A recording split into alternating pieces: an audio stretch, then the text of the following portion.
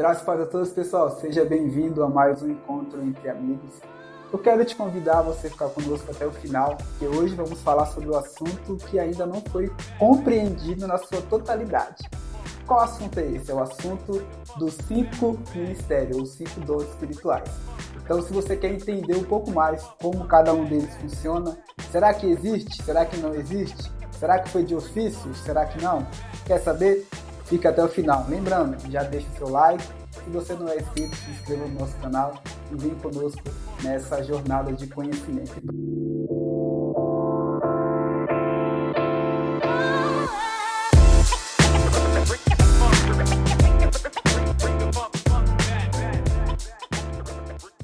E para conversar comigo, mais uma vez, ele quem? O evangelista Marcos, para nos ajudar a entender isso. Marcos, seja bem-vindo ao Encontro entre Amigos. Obrigado, a paz do Senhor a todos, né? A todos aí pelas mídias sociais, você que vai ver essa mensagem, essa conversa entre amigos aí pelo Facebook, Instagram e pelo YouTube, receba a minha paz em nome de Jesus. Quero também agradecer a Deus e ao convite do nosso irmão aqui, Beca. Deus abençoe. Amém, meu irmão.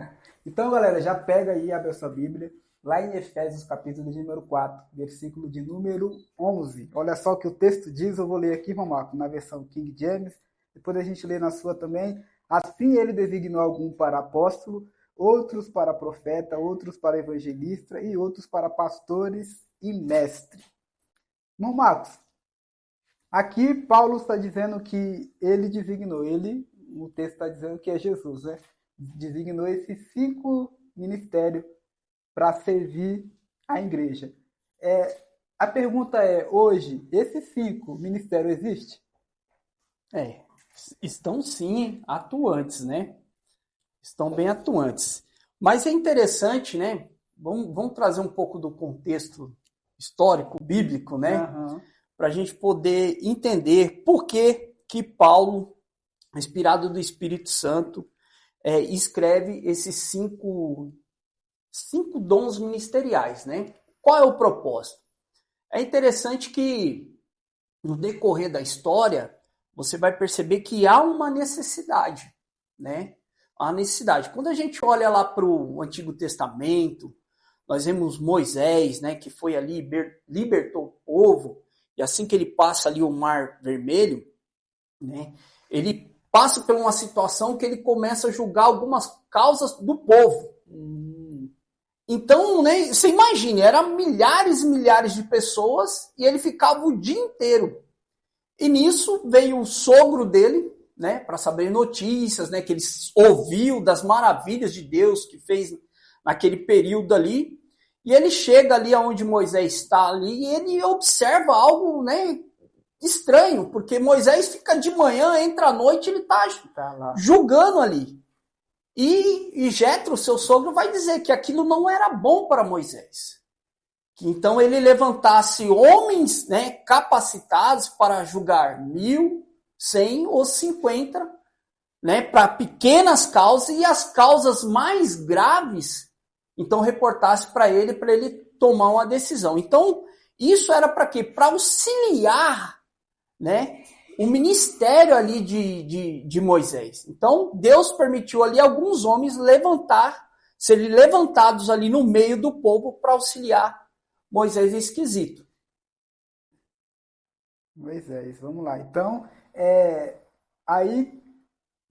esse panorama que você está trazendo é que existe hoje para ter uma organização. Lá no caso de Moisés, ele viu e falou, rapaz, sozinho não dá para fazer. Então é isso. Você, se quer fazer algo sozinho, não dá. Precisa de uma equipe, precisa de pessoas para você fazer. Quer fazer algo grande e duradouro? Você precisa de mais gente. Sozinho não dá. Então, Marcos, aí teve essa questão paronâmica que você bem trouxe para a gente aí. Mas só que tem uma resistência de o pessoal não reconhecer alguns aqui. Hoje, na atualidade, tem. Aí eu queria, vamos tentar entender a palavra aqui, porque vamos lá. Por que o pessoal não tem uma resistência, a verdade é essa, de reconhecer alguns? Nós vamos até de novo para o contexto ali também histórico, no período de Moisés, para a gente entender, né? Onde há pessoas, seres humanos, há problemas. Isso é fato. Vamos lá.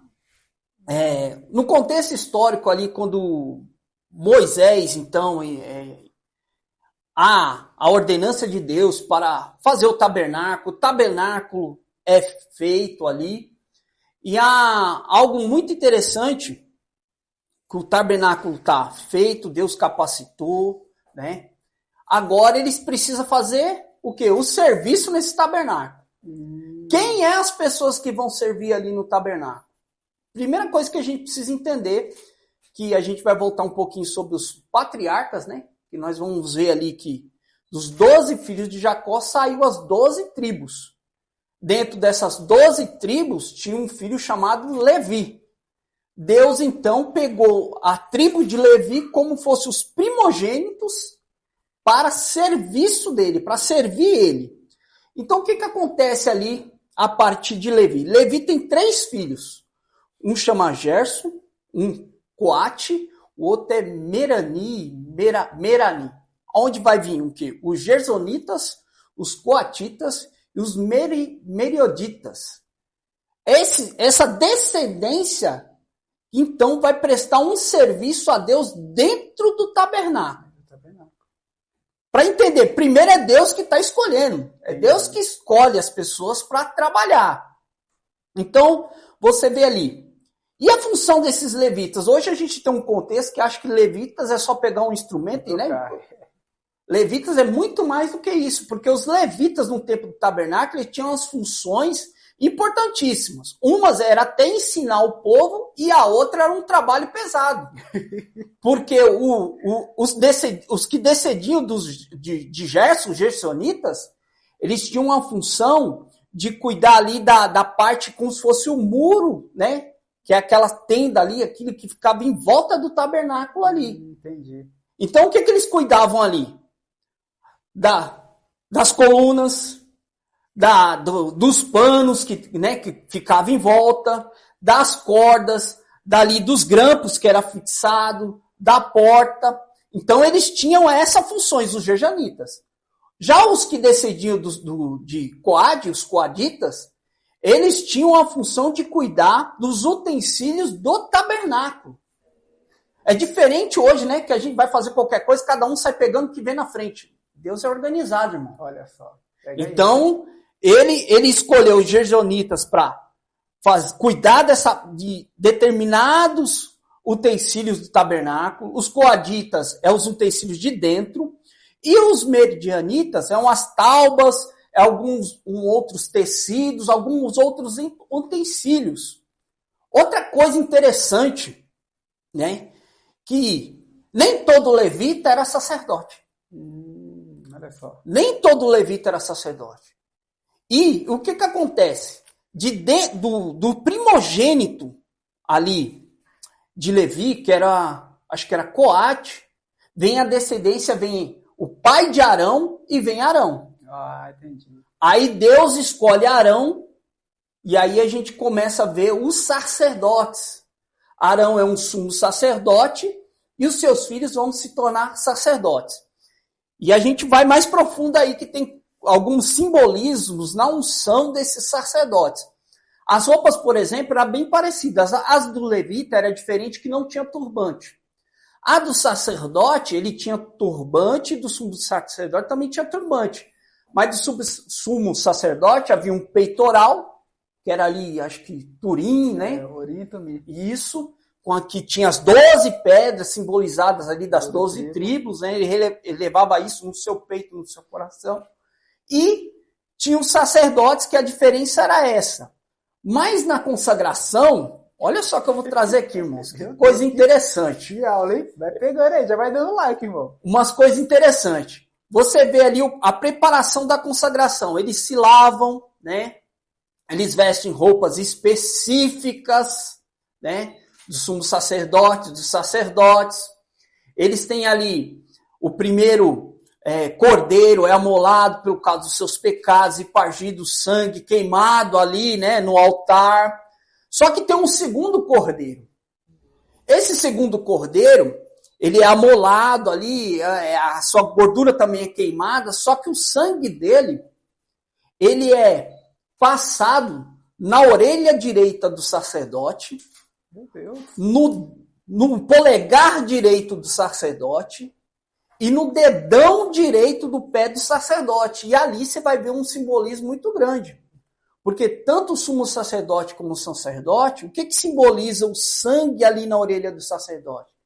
Que ele tem que sempre estar com os seus ouvidos atentos à voz de Deus. Eita, meu Deus, que forte. O polegar na mão direita, ele estava ali consagrado para servir a Deus no tabernáculo. Então, suas mãos eram consagradas para oferecer o sacrifício, para trabalhar, acender ali o incensário, os candelabros. Então, ele estava sendo consagrado às suas mãos para servir a Deus dentro do tabernáculo.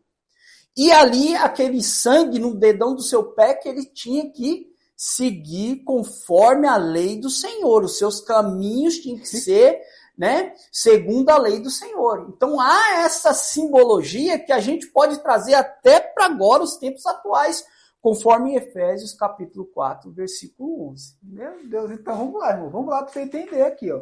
O Marcos está falando que no Antigo Testamento, o sacerdote, ele tinha sua orelha para ouvir, né? O seu dedo para servir e os seus pés para andar no caminho. Então, um ministério eficaz, ele precisa ter esses três princípios. Ouvir a Deus, servir a Deus e andar nos caminhos de Deus. Agora, irmão Marcos, vamos lá. Você falou que é Deus quem chama. É Deus quem chama. Hoje, temos muita confusão referente a tudo isso. Referente aos ministérios. Tem pessoas que se auto-intitulam algo, fala, não, eu sou e já era. E não leva em conta esses princípios. Fala que bate, aí abre ali, outro aqui. E talvez por isso que a igreja hoje está um pouco essa confusão, porque o pessoal não entendeu esses 5 ministérios. Né? Porque a palavra ministério, ela significa servir. Então, não é um título para você se achar. No âmbito do reino, irmão, pega isso. Aquele que mais tem um serviço é o que mais serve. Então não é o apóstolo tá lá em cima, não, o apóstolo é o que mais serve. O pastor é o que mais serve, o evangelista, o mestre, esses são o que mais serve. Os maiores, você até deu uma aula um dia falando que os maiores eram os membros. E esses aqui é os menores, porque tem que servir esses outros aí. Então, Marcos, referente a... Eu quero entrar agora nesse ponto aqui. Que o pessoal hoje em dia, eles não reconhecem o apóstolo e o profeta, e também eu não vejo muito reconhecendo o ensino, a importância do mestre. Eu queria que você falasse um pouco, historicamente, e também uma leitura atual desse cenário que estamos vivendo. É bem interessante, né? É bem interessante. Sempre vai haver alguém para contestar. Contestaram, né? Quando Deus chamou Arão, não vai contestar nós no tempo de hoje. Vai contestar sim, né? Mas o que é importante é que há um propósito. O propósito ali, quando Deus chama Arão, chama Moisés, ele estava a serviço de Deus para servir o povo. E é isso que a gente precisa entender nos tempos atuais. Aquilo que aconteceu no Antigo Testamento está apontando para agora. Né, para que está aqui em Efésios capítulo 4. Você vai entender, olha só, assim como Moisés, como Arão e os filhos foram chamados, você vê em Efésios capítulo 4, tem que frisar isso. Vai dizer o seguinte, ó, capítulo 4, versículo: há um só corpo, um só espírito, como também fosse o quê? Chamados em uma só esperança e uma voz vocação, um só Senhor e uma só fé e um só batismo. Então, claro, há aqueles que são chamados e há aqueles que se denominam, né? Denominam, porque a Bíblia também fala, aquele que almeja o episcopato, grande obra almeja. A questão é, qual é a intenção daqueles que almejam o episcopato? Agora... E aí que tá, porque quem conhece o coração é quem? Deus. É Deus. Só que a gente sabe, consegue definir quem é chamado, quem não é e qual é a intenção. Jesus mesmo falou, né? Eu sou a videira e vós são os ramos. Aquele que está ligado em mim, esse dará o quê? Fruto. Então, pelos frutos, você vai reconhecer aquele que foi chamado, aquele que não é, e qual é a intenção dele dentro do seu coração, através dos seus frutos. Meu Deus, então para a pessoa não cair no, vamos dizer engano, né? Engano, porque a pessoa também quer, mas ela não foi chamada. E tem uns que quer, mas sei lá, não, Deus não chamou. Aí eles acabam querendo tomar, não, é isso que é para mim. Então, o irmão Marcos aqui, bem sabiamente, falou, analise o fruto. Mas, irmão Marcos, vamos lá, referente a esses 5 aqui, eu entendo que todos eles têm um propósito da existência de cada um deles, que no próprio texto está bem explícito, dizendo que no versículo 14, o objetivo que não sejamos mais como crianças, levados de um lado para o outro, por ondas teológicas, nem jogados para lá e para cá. Ou seja, esses aqui existem, o versículo 12, com o propósito de aperfeiçoar os santos para a obra do ministério, para que o corpo de Cristo seja edificado. Então, o meu ponto que eu não consegui entender alguns pensamentos e algumas pessoas por aí, é que eles não reconhecem hoje o ministério apostólico. Aí eles falam que não existe mais, que o último que existiu foi Paulo. Mas, até no tempo da igreja, da época de Paulo, a igreja não reconhecia ele como apóstolo. Pois é. E ele foi, na minha concepção, o maior apóstolo que teve. E outra, ele nem andou com Jesus e escreveu um monte de coisa, praticamente metade do Novo Testamento foi ele que escreveu. Aí eu estou querendo entender, como assim? Peraí. Se o último apóstolo é Paulo, na época a igreja não reconhecia ele como apóstolo. Aí ele está escrevendo que deu para apóstolo, ou seja, ele está dizendo que depois dele vai ter outros apóstolos. E hoje tem uma resistência referente a isso. Eu queria ouvir sua opinião referente a isso. Boa pergunta, né? Boa pergunta. É interessante, né? Tem uma forma de explicar cada ministério, né? Eles simbolizado numa mão. Então, o apóstolo, aqui seria o profeta, aqui seria o evangelista, aqui seria o pastor e o mestre. O apóstolo, irmãos, seria o missionário. Né? Seria o missionário. A função do apóstolo é o quê? Ele vai lá pregar o evangelho, ele vai começar a abrir alguns pontos de pregação ou até igrejas. Ele vai edificar ali. É interessante que o apóstolo ele toca em todos esses ministérios. Por quê? O apóstolo, ele também é um profeta. Ele vai dizer segundo a palavra de Deus. Ele também vai ser evangelista, porque ele vai estar lá na frente. Ele vai lá onde muitas pessoas não vão. E ele vai ali começar um trabalho missionário, uma igreja, um ponto de pregação. Ele também é pastor, porque a igreja nasce, é muito nova, ele vai começar o quê? Pastorear aqueles irmãos ali no começo. E ele vai ser um mestre, porque ele vai ensinar as doutrinas. E é o interessante que ele vai ter uma visão bem mais ampla. Olha só. Porque o apóstolo, ele não tem a motivação de permanecer. Então ele capacita outros, né? Como, no caso, um pastor, para tomar conta daquele rebanho, para ele ir para outro lugar e assim ele começar o trabalho novamente. Ou seja, ele é um desbravador. Desbravador. Hoje a gente fala, fala apóstolo, né? Apóstolo, mas o apóstolo, na verdade, é um missionário que nós conhecemos. No sentido semântico da palavra, é um missionário. É um missionário.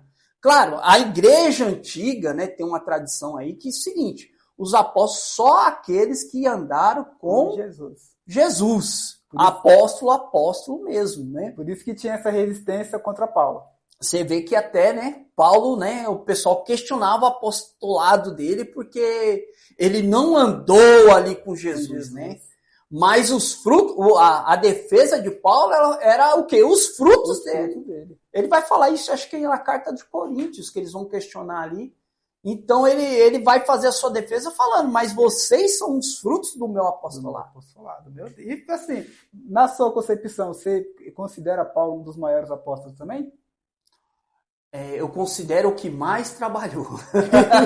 Ele mesmo fala, né? Ele fala que ele não se sentia maior do que Pedro, que os demais, porém, ele é o que mais trabalhou na seara de Deus. Né? Porque se for pegar os outros apóstolos, eles não fundaram assim a igreja, mas Paulo, onde ele passava, ele colocou Éfeso de cabeça para baixo. É que Deus o chamou para isso mesmo, né? Agora, Marquinhos, um ponto aqui. Bem interessante, é um pouco polêmico, mas vamos lá.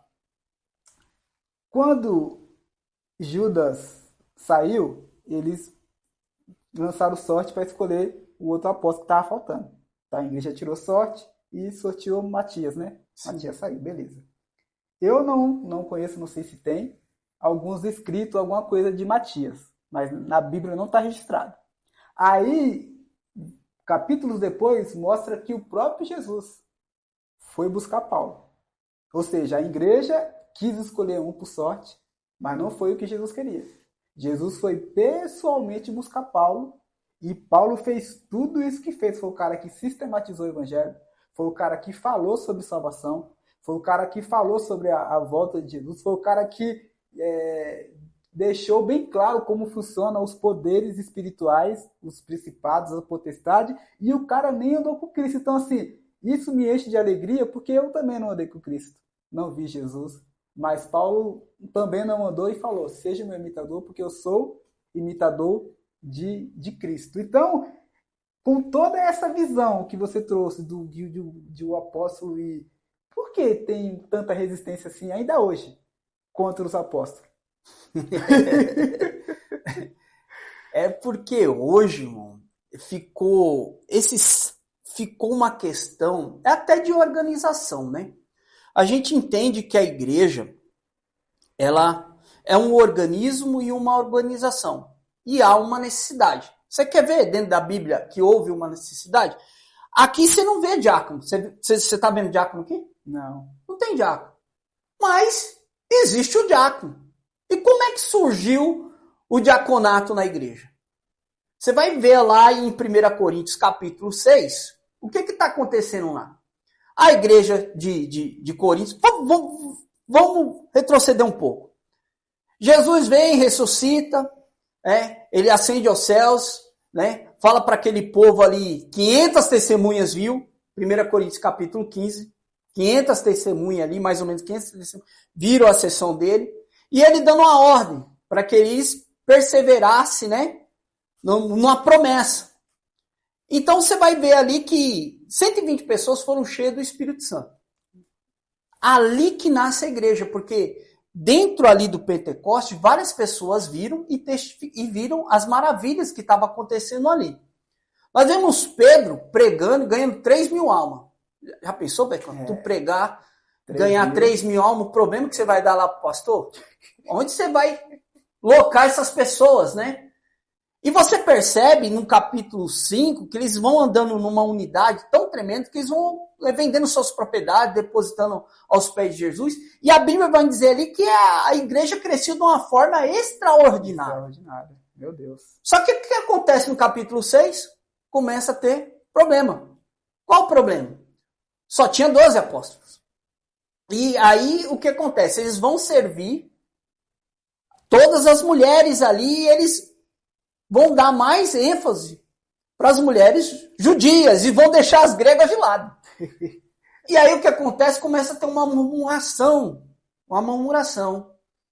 E aí isso chega ao ouvido deles. Eles falam, olha, a gente não está dando... Eles reconheceram, a gente não está dando conta, desse ofício.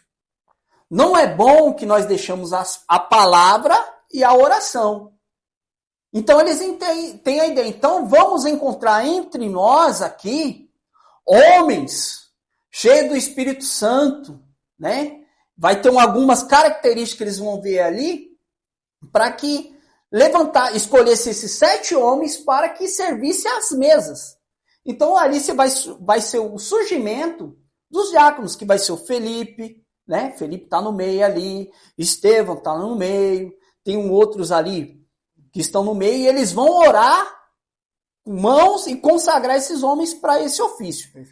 Então, você entende que algumas coisas a igreja toma decisão por causa de uma necessidade e Deus abençoa. Uhum. Então, você vê a mesma coisa é aqueles que também que desejam o episcopato. A questão é, qual é a intenção? Qual é a intenção? Meu Deus. Irmão Marcos, eu entendo assim que a questão do presbítero, do diácono, até Paulo mesmo disse que ele se considerava um diácono. Sim. Essa questão é mais para o governo, ou seja, Sim. Vamos supor que estamos em uma igreja. A gente consegue perceber ali alguns membros mais ativos. Então você olha para a pessoa e fala, pô, eu vou dar tá todo culto aqui, tá aqui, tem uma vida bem equilibrada, é casado, não tem escândalo, vou colocar ele em uma posição de governo. No caso seria esse, diácono, presbítero, essa é uma posição de governo, ou seja, a igreja vê e pela conduta da pessoa escolhe. O ministério é Deus quem dá. É diferente. A pessoa já nasceu, Deus desde o ventre falou, você não presta para nada, você vai servir para me adorar. E, ou seja, esse é o ministério. E as pessoas percebem aqueles que têm um ministério, muitas das vezes eles não querem, mas uma da prova que você sabe que você tem um ministério é você não querer, mesmo assim, o ministério é atrás de você. Você fala igual Jeremias, eu vou desistir, o osso começar, né, a tremer, o fogo começar a queimar. Então, eu entendo que essa questão do presbítero, o negócio é do governo.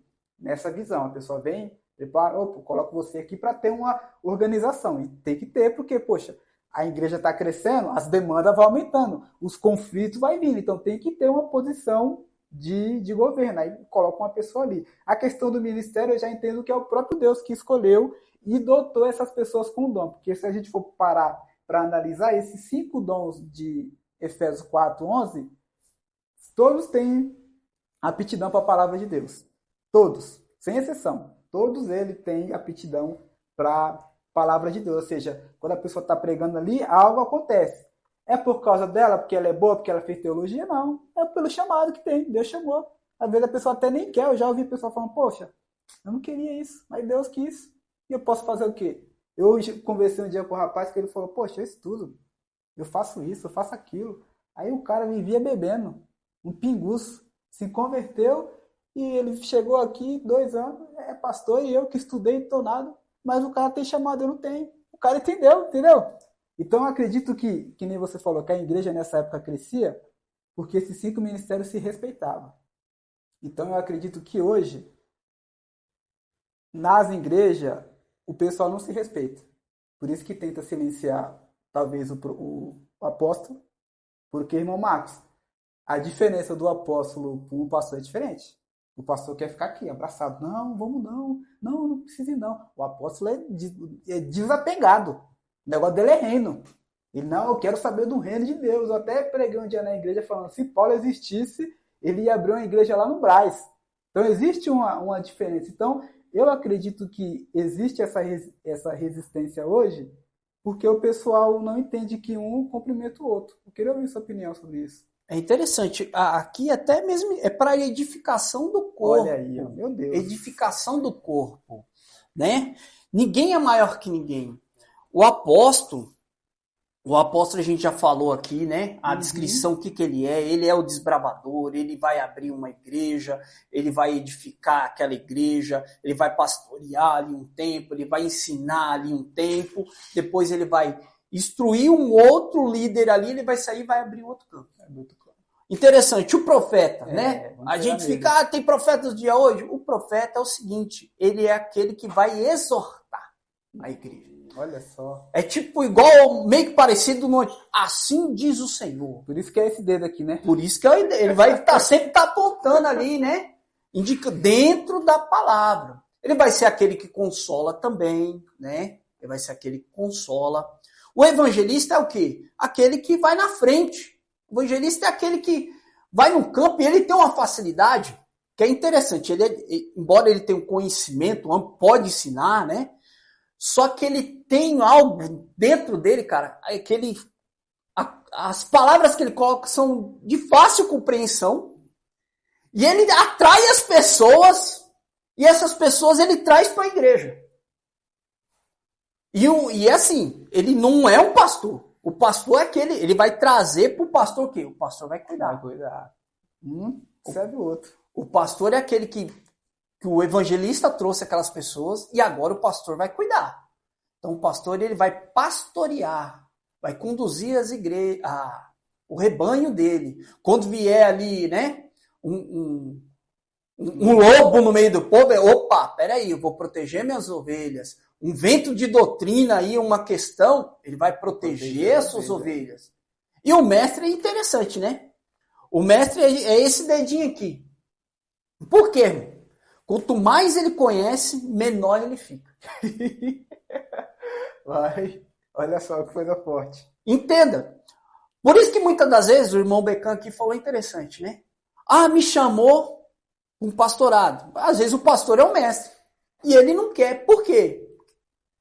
Ele é o menor. Porque, irmão, quando você olha para Deus, dentro da tua palavra, você entende a grandeza. Você entende um favor imerecido. Você se coloca como... Né, igual Isaías viu. Isaías vai dizer ali que ele está sentado no globo e olha para nós como gafanhotos. Meu Deus, hein? Então, quando o mestre ou um pastor mestre, né, ele se vê nessa condição, ele olha e vê, eu sou uma poeira, eu sou nada perto de Deus. Meu Deus, que profundo isso, hein? Meu Deus, vamos lá, nós já passou pelo apóstolo, vamos para o profeta agora. Vamos lá. Existe uma diferença em ministério profético e dom profético? Tem assim. Aqui é o ministério profeta e tem o dom de profecia. O dom de profecia, qualquer pessoa, né? Vamos para o contexto.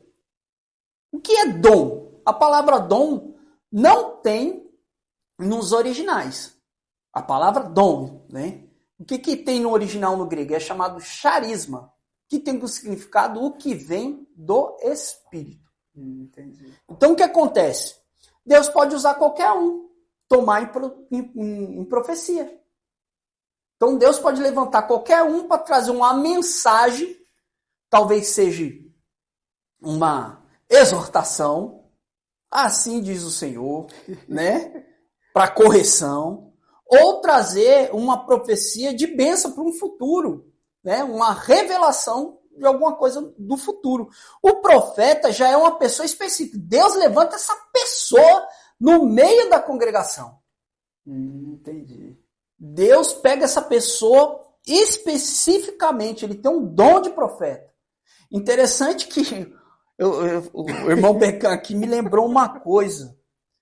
Olha só, eu saí daqui, fui para Paulínia uma vez e lá me deram uma oportunidade. Meu irmão, pensa numa oportunidade, irmão, que o negócio ficou meio estreito. Aí eu desci do altar, um irmão olhou para mim, vejo que o irmão é um profeta. Eu falei, meu Deus, eu não sei o que estava acontecendo, mas parece que um recebeu. Você vê. Né? Um recebeu. Então, às vezes acontece isso. Ou levanta uma pessoa na profecia, ou uma pessoa específica, né? Como profeta ali no meio do povo de Deus. Meu Deus. Então assim, o dom de profeta Deus pode usar qualquer um, mas profeta de ofício, como a gente via no Antigo Testamento, aqueles que falam o que está no coração de Deus, você acredita que hoje existe? Aqueles que falam mesmo assim do coração de Deus, que vivia conectado. Eu sou de uma linha que não é os sensacionalistas, né? E cessaram os dons. Então você não crê que os dons cessaram? Os dons não cessaram. Eu acredito plenamente na atuação do Espírito Santo e Deus usa sim as pessoas. Deus usa sim as pessoas para falar ou especificamente para você, para alguma situação particular, ou no meio congregação. Entendi. Porque, assim, a palavra profeta, ela também tem um seu vários sentidos. Por isso que é bom a gente entender um pouco sobre hebraico e grego, porque fala que Saul se encontrou com os profetas e começou a profetizar. Agora, que profecia foi essa? O texto diz que é profecia de pregar, a palavra. O único que aparece na palavra profeta, acho que no hebraico agora eu esqueci, mas é a palavra meio que vidente, que prevê o que vai acontecer. Esse é o profeta de ofício que está ligado com Deus e fala aquilo que está no coração de Deus. Então, esses outros que têm de profetizar, é esse de pregar a palavra, como todos pode. Porque senão, na igreja de Corinto mesmo, a bagunça estava porque o povo não se colocava no seu lugar. Interessante o Becan trazer isso. Olha só o que aconteceu com a irmã Denise da nossa congregação lá. Ela estava num lugar, uma pessoa veio e falou com ela, porque ela morava ali no Capão Redondo, e ela tinha casa aqui no bairro. E ela não sabia se vinha para cá morar, não sabia se vendia a casa e ficava lá no Capão Redondo. E Deus levantou uma pessoa para ela vir morar aqui, que Deus tinha uma igreja na sua casa. Ela formou uma igreja na sua casa. E passou-se alguns anos. E o que aconteceu? A igreja foi parar para a casa dela. A igreja não foi parar na casa dela? Olha aí. Ela testificou disso. E nós somos abençoados. Porque é a igreja que está lá. Porque é a igreja. Nós somos a igreja que estamos lá. Olha aí. Meu Deus. Ó. Que maravilha. Então, assim, eu também acredito que hoje existe alguns profetas assim, de ofício mesmo, aquele que fala do coração de Deus, e também entendo desse ministério profético que vem também na questão da palavra, de liberar uma palavra profética. Eu profetizo que você vai entrar ali. Eu creio, eu acredito nisso. Eu não sou sensacionalista. Agora, voltando para o texto aqui, as pessoas não reconhecem o apóstolo, não reconhecem o profeta, e também fala um pouco sobre o mestre. Mas o texto diz, no versículo 12, com o propósito de aperfeiçoar os santos para a obra do ministério. Eu te pergunto, a obra do ministério já foi aperfeiçoada? nós sempre vamos estar em constante aperfeiçoamento, né? Porque o que acontece? A obra de Deus, ela não é estática, irmão. Ele fala, ide por todo mundo e pregai o evangelho. Você prega o evangelho para a pessoa aceita Jesus como único e suficiente Salvador, e você vai orientando essa pessoa para o próximo passo. Qual é o próximo passo? Ativo. Você vai ter que orientar, né? Aonde vai entrar aí o mestre? No ensino. No ensino da palavra, né? Após ela batizar, qual é o próximo? Você vai orientar ela que agora ela está apta ao quê? A ceiar. Parou por aí, irmão? Você vai deixar ela ali? Não. Você vai falar para ela que agora ela está no processo de quê? Regeneração. E esse processo, irmão, é contínuo. O pastor está no processo de... o pastor tem 30 anos de ministério. Ele está no processo. Geral. Mas eu acabei de entrar. Você também está num processo. Talvez ele esteja num nível um pouco mais à frente que você. Por causa do tempo, né? Por causa do tempo. Mas estão sempre, né, tendo que melhorar algumas coisas segundo a palavra de Deus nas nossas vidas. E aí que a gente precisa ter a humildade de reconhecer isso, né? A humildade. E reconhecer esses erros, porque a Bíblia, né, vai falar que é um espelho. Quando você olha para ela, o que ela tá? Ela vai refletir a cada um de nós. Não o aspecto físico, mas o interior do coração. Meu Deus, isso é forte.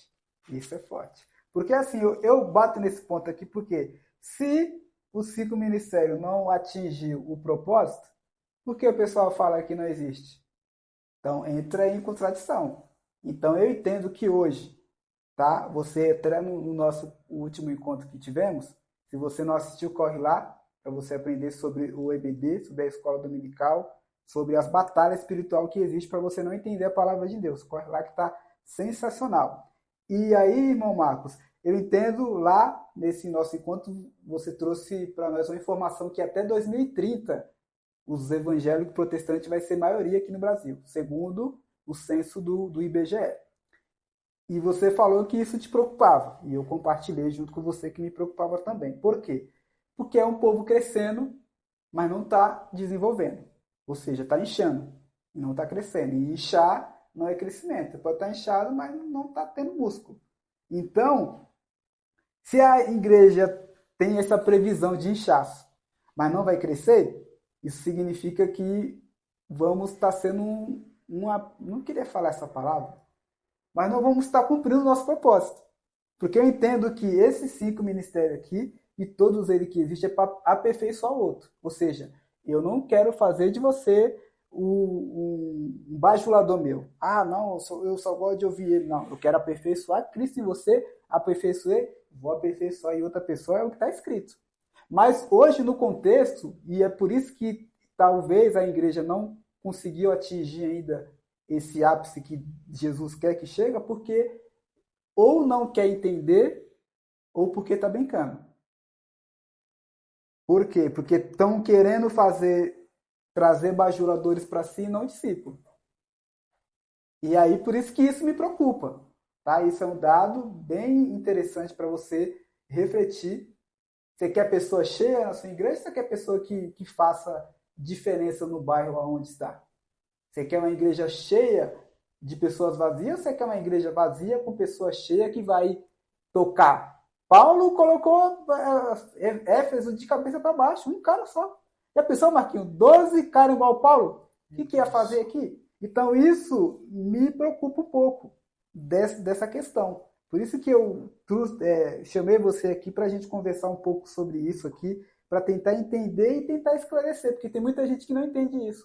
Tem muita gente que fala, poxa, eu tenho tal ministério, mas lá na minha igreja o pessoal não reconhece, fala que não tem. Mas existe uma diferença gritante de um cara que tem uma visão de alcance e um que só quer ficar aqui. É muito interessante, muito pertinente isso que você está dizendo, trazendo à tona, né, para o esclarecimento para a igreja brasileira, porque a gente está tentando elucidar dentro da palavra de Deus. Irmãos, a gente tem que entender que há sim uma organização. Porém, o que acontece? Dentro da organização há cargos, só que a gente não pode confundir cargo com dom. E muitas das vezes a gente está confundindo cargo com dom. Então o que acontece? Vamos lá. Dentro da Bíblia existem os diáconos. Dentro da Bíblia nós vemos aqui pastores, certo? Uhum. Dentro da Bíblia também a gente vai ver presbítero, mas não da forma que nós vemos aqui, hoje na atualidade. Porque na Bíblia, presbítero, bispo, ancião é pastor. Entendi. Só tem nome semântica diferente. Isso. E o que acontece? Hoje a gente colocou degrau, né? Uhum. O cara começa como diácono, aí o cara fica achando que o próximo nível é um cargo ao qual ele tem que alcançar, né? Aí, às vezes, coloca ali o evangelista, ou às vezes coloca o presbítero, aí a outra denominação coloca o evangelista em cima, aí põe um pastor, em cima do pastor põe um nível que é o apóstolo. E outros põem um bispo. Aí, em cima disso, ainda tem o bispo. Para questão de organização. Só que o conceito não é esse. Está distorcido. Você não está dentro de uma empresa. Olha aí, meu Deus. Você começa ali como ajudante, aí você vai ser um operador de máquina, aí você quer ser um líder de setor, aí você quer ser o gerente, aí você quer chegar à diretoria. Não é assim que funciona dentro do corpo de Deus, para a igreja do Senhor. Cada um é chamado para uma vocação. Porém, entretanto e todavia, Deus também abençoa aqueles que almejam o episcopato. Mas o problema é que sempre teve no meio da igreja aqueles que querem fazer a obra de Deus com segundas intenções. Não de todo o coração. Entendi. Ou seja, mais por status do que por chamado. Com certeza. Que eles querem, e eles se levantam ali e começam a desvirtuar o evangelho, a verdadeira mensagem do evangelho. Por isso, muitas das vezes, irmãos, dentro das nossas denominações, às vezes tem um irmão que tem um chamado abençoadíssimo para pastor. E o irmão não é consagrado de jeito nenhum. Sabe quem vai ser consagrado? Muitas vezes, um cara que não tem chamado, mas ele é o quê? É parente Da família. da família. Eu esqueci até o nome. Eu esqueci o nome. Qual é o nome que fala sobre isso? Não sei se é.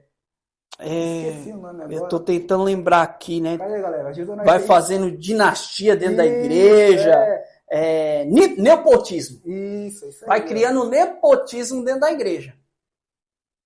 E será que todos esses descendentes do pastor presidente têm chamado? Ah, mas não tem chamado, mas ele está lá, é uma benção. Por quê? Deus abençoou, porque talvez ele está fazendo aquilo ali de bom coração. De bom coração. Agora, se não tiver, meu irmão, a igreja... Você entende algo? Aí você vai entender uma palavra, né?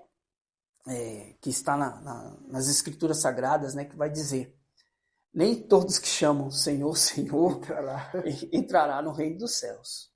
Meu Deus, hein? Tem muita gente que está pregando aí, irmão, o evangelho.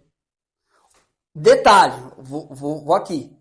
Ele prega o evangelho e não é o da prosperidade, mas ele vive o evangelho da prosperidade. Ou seja, para mim é uma coisa, para vocês é outra. Ele vive. Você vai ver os frutos dele? É evidente, mano. Vou entrar nas questões aqui que você vê aqui, vou causar uma polêmica. Tem aí agora, né, os pastores de Rolex no pulso. Tem aí, né, umas lideranças com as roupas de marca. O pessoal está denunciando, vai ver uma camisa que ele está usando é mais de 5 mil reais. Tem aí pastores aí com os carrões de luxo, casa luxuosas, né, mansões aí. E aí eu te falo, olha para dentro da Bíblia. Qual foi o líder da igreja, dentro da Bíblia, que andou segundo esses caminhos? Não vou falar de Jesus não, irmão. Você vê lá Pedro andando com roupa luxuosa? Você vê João Batista? Você vê o apóstolo Paulo? O apóstolo Paulo, ele trabalhava, gente. Ele fazia tendas. Embora que ele fala, né, que o obreiro, né, como é que diz? É digno, mas ele não pesava nas igrejas. Não queria dar esse peso para a igreja. Não queria dar esse peso. Então ele chegava lá e ele trabalhava, ele ia fazer tenda. E hoje a gente percebe que, né, no contexto da igreja brasileira, a situação está indo para um caminho totalmente diferente da Bíblia Sagrada. Agora, você vê homens que eles vão seguindo esse caminho e são abençoadíssimos. São homens abençoadíssimos. A igreja desses homens, né, são abençoados. A preocupação que o Becan trouxe aqui é bem pertinente, porque a igreja brasileira, vamos falar de um censo, vai dizer que 90% aqui, quando é perguntado, se diz cristão. Mas será que ele está vivendo o cristianismo? Será que as igrejas brasileiras estão vivendo, os irmãos, a liderança, estão vivendo verdadeiramente o evangelho? Por isso que hoje, o que nós vemos, só bastou um homem sincero levar o evangelho para aquele mundo inteiro. Ele pregou para aquela região toda ali, impactou muita gente. O que nós precisamos é que nós, como cristãos, voltar às escrituras sagradas e não apenas conhecer. Tiago vai falar, né? Uhum. Não sejam ouvintes, mas praticantes. A gente precisa viver isso. Viver a palavra. Meu Deus. E quando a gente vive a palavra, a gente vai impactar muitas vidas. Porque é a palavra que vai fazer a transformação. Porque aí entra em outro ponto. A pessoa quer mudar a vida do outro. E a palavra fala que quem transforma é o Espírito Santo. Sim, com certeza. Então, eu acredito que boa parte da igreja brasileira precisa voltar para a Escritura. Urgente.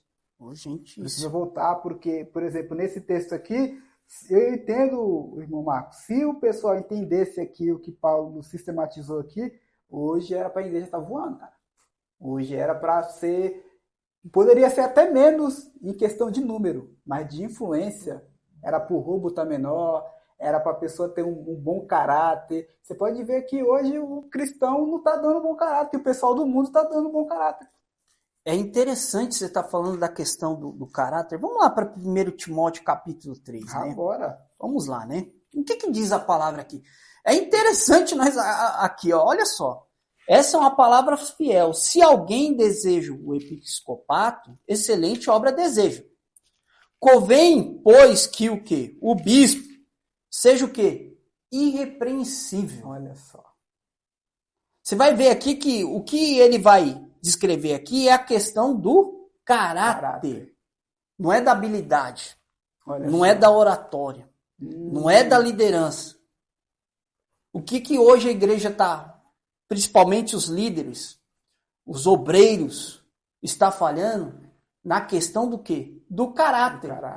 E aqui você vê como Paulo ele foi tão dirigido por Deus, porque ele podia falar, não, tem que ser um homem de uma oratória excelente, conhecedor da lei, conhecedor da graça de Deus. Não, mas ele vai colocar, convém, pois, que o bispo seja irrepreensível, a conduta, marido de uma só mulher. Meu Deus, olha o dedinho do profeta querendo apontar aqui, né? Meu Deus do céu, misericórdia. Vigilante, sóbrio, honesto, hospitaleiro, apto a ensinar. Olha só. Né? Não dado vinho, não espancador, não cobiçoso, de torpe ganância, mas moderado, não contencioso, não avarento, que governe bem a sua própria casa, tendo seus filhos em sujeição como toda modéstia. Porque se alguém não sabe governar a sua própria casa, terá cuidado da igreja de Deus. Olha só, não neófito, para que não ensoberbecendo-se, não caia na condenação do diabo. Convém também que tenha bom o quê? Testemunho. Caráter. Dos que estão de fora, olha só, para que não caia em afronta no laço do quê? Do diabo. Meu Deus. E aqui ele vai descrever também a questão dos diáconos, que é a mesma coisa. Mesma coisa. Então, o que acontece hoje, irmãos? Nós precisamos de homens de um caráter irrepreensível. O que escandaliza hoje a igreja evangélica brasileira é o escândalo da liderança, dos líderes da igreja. E aonde eles tropeçam? Eles não tropeçam na eloquência, na oratória. Pregam bem, expõem bem, ensina bem, né? Governa até bem. São líderes, né? Só que quando você vai olhar para o caráter, tem alguns que até o culto, vai ver como é que ele trata a esposa. Meu Deus. O que em Efésios capítulo 5, Paulo vai dizer, né? Maridos, amem as suas esposas como Cristo amou a sua igreja. Você tem que amar sua esposa a ponto de se sacrificar por ela. Meu Deus, olha só. Como Cristo se sacrificou para a igreja. E o que acontece muitas das vezes? No oculto. Vai ver como é que ele trata a sua esposa, vai ver como ele trata com seus filhos. Né? Ele é uma bênção, um homem usado por Deus dentro da congregação. A mulher fica pensando, meu Deus, por que esse homem não pode ser assim lá na minha casa? Então, né? Então a igreja, a liderança peca na questão do quê? Do caráter. E é isso que a gente precisa tomar cuidado. Você que almeja o episcopato, seja irrepreensível, meu irmão. Por quê? Se você já tropeçou, você confessa a Deus, Ele é fiel e justo para te perdoar. Mas para você exercer o episcopato, você já está fora dos requisitos para ser aprovado e reconhecido perante a congregação. Segundo a palavra de Deus. Muitas das vezes o camarada não é repreensível, mas mesmo assim unge. Né? E põe como líder dentro da igreja. Meu Deus. Ô Marcos, para finalizar, agora que você entrou nesse ponto aí, eu queria que você comentasse um pouco sobre a situação do Paulo Júnior lá. Meu Deus. Queria que você comentasse. Já que você entrou nesse ponto de ser repreensível, de a igreja repreendeu, não. Na sua visão, a igreja fez certo em afastar ele? Segundo a palavra de Deus, né? Olha aí, então a igreja foi bíblica. Foi bíblico. Tem Então, que ser irrepreensível. então esse é o modelo. Uma pessoa precisa ser repreensível, de uma conduta ímpar, de um caráter ímpar. E as denúncias, né, demonstram que ele se desviou do caminho. Olha só. Se desviou. E ele era o cara que, né? Aí um cara com dom de profeta. Assim diz o Senhor. Meu Deus. Aí um pastor abençoadíssimo com dom de profeta aqui. Né? Tá lá, ele é pastor. Ele era um mestre também. E profeta também. Um profeta também. Olha aí, que coisa. Tem coisas que a gente consegue evidenciar na vida das pessoas. E por isso que você vendo isso, e ele estando dentro dessas especificações da Bíblia, e havendo a necessidade, então você separa esse irmão para o ministério, o dom ministerial ao qual Deus vocacionou ele. Quer ver? Eu estou diante do irmão aqui que eu vejo nele 2 dons ministeriais evidentes. Você quer ver um? O de mestre. Meu Deus. Ele prega uma palavra numa profundidade que é diferente. Não é algo superficial. Você percebe isso, né? Outra questão que a gente vê, outro dom ministerial evidente na vida do nosso irmão Becã, é o de evangelista.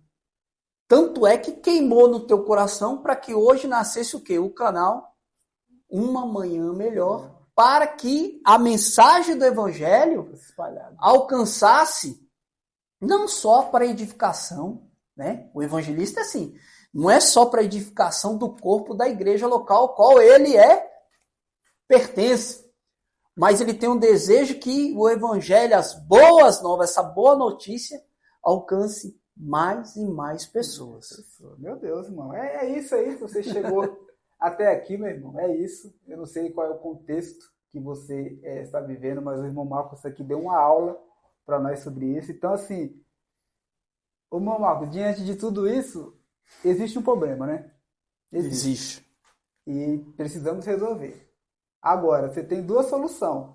Ou você aceita e vai ser uma pessoa omissa, ou você vai levantando a verdade, que é a palavra, e pregar. Qual você vai escolher? Eu decidi meu lado, acredito que você também, o seu. E você vai decidir o seu lado quando? Martin Luther King diz que o que impressiona ele não é a maldade dos homens maus, mas a omissão dos homens de bem. Cadê os homens de bem diante da maldade dos homens maus? Cadê o cara que tem o bem, que tem esse desejo no coração de fazer o bem, por que não está fazendo? Eu sei que estamos vivendo nos últimos dias, mas a palavra diz que o amor de muitos ia se esfriar, mas não de todos. E foi 12 pessoas, irmão, 12 pessoas que colocou um alvoroço no mundo todo. Então, minha oração é que Deus venha pegar você, que você venha se levantar no poder da palavra de Deus, tendo ministério ou não, ou almejando, como o irmão Marcos bem disse, você tem esse desejo, vai estudar, vai orar, vai se preparar, que Deus vai te usar para você tocar aí o seu bairro, as nações e outras pessoas. Irmão Marcos, se você pudesse dar um conselho para um rapaz aí que está com sede de aprender, com sede de fazer, está com muita vontade, qual é o primeiro conselho que você daria para ele? Olha, se prepare. Se prepare. Se você tem um chamado de Deus, um chamado, não fica sentado esperando Deus, né?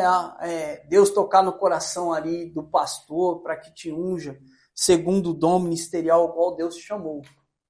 Se prepare enquanto isso. Meu Deus, que forte, hein? Porque tem muita gente que se levanta, mas não está preparado. Por isso que acontecem muitas coisas, heresias que vão surgindo, né? Fora da palavra, que a gente podia citar aqui várias e várias, e esse vídeo aqui vai se estender de uma forma tremenda. Então se prepare. Se prepare. Procure estudar a palavra de Deus. Procura aí, né, um seminário teológico sério, né? Vai se preparando para isso. E é interessante, Muitas das vezes a gente tem um chamado e fica ansioso. Deus te chamou, já te revelou isso, tá queimando no teu coração e você tá ansioso.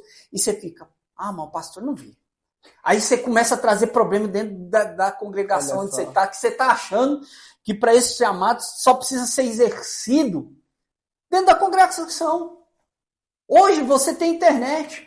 Olha o irmão Becan.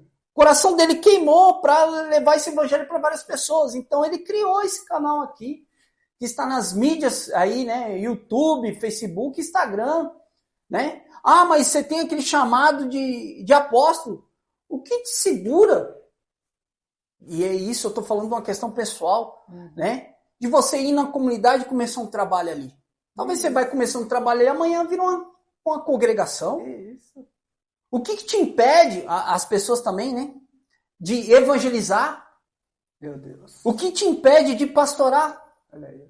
Talvez você vai lá dentro da sua casa, irmão. Dá um conselho, primeiro né? mistério, a sua família, pastorar a sua família.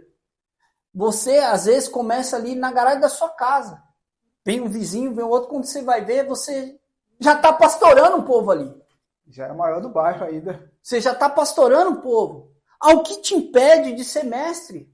Hoje está a internet. Você, não, mas já tem um irmão que exerce esse ministério. É abençoado na igreja, eu não tenho oportunidade, não sei o quê. Olha a internet aí, irmão. Pega um assunto, né? Vai para cima. Vai em cima, vai ensinando, vai edificando o corpo de Cristo. Então, as pessoas muitas das vezes, ela tá ali, né? Tá entre as quatro paredes. E a ordenança é o quê? É ir por todo mundo. Eita, Jesus, obrigado. Pregai o evangelho a toda criatura. Então, é muito mais ampla a visão. Meu Deus. Então, meu irmão, não fica ali com a sua visão ali, ó, né, limitada. Expanda, e se isso queima no seu coração, então vai exercendo, vai dando os frutos. E quem sabe um dia na congregação onde você estiver ali, havendo a necessidade, né, você seja consagrado aí para pastor, por que não? Para um mestre, separar ali para o ensino, você vai ser uma pessoa ali que vai capacitar outros obreiros para o ofício dele, diáconos, né?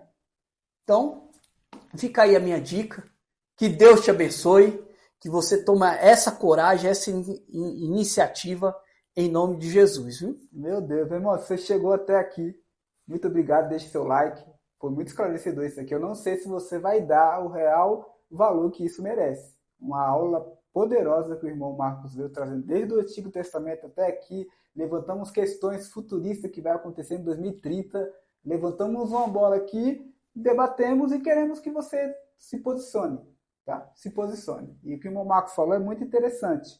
Você faz segue o seu ministério, não precisa de microfone, precisa de uma voz. Se você não tem voz, tem o gesto, né? Pessoas que falam pelo gesto, vai pregar, irmão, vai pregar, que você vai ser usado para tocar outras pessoas.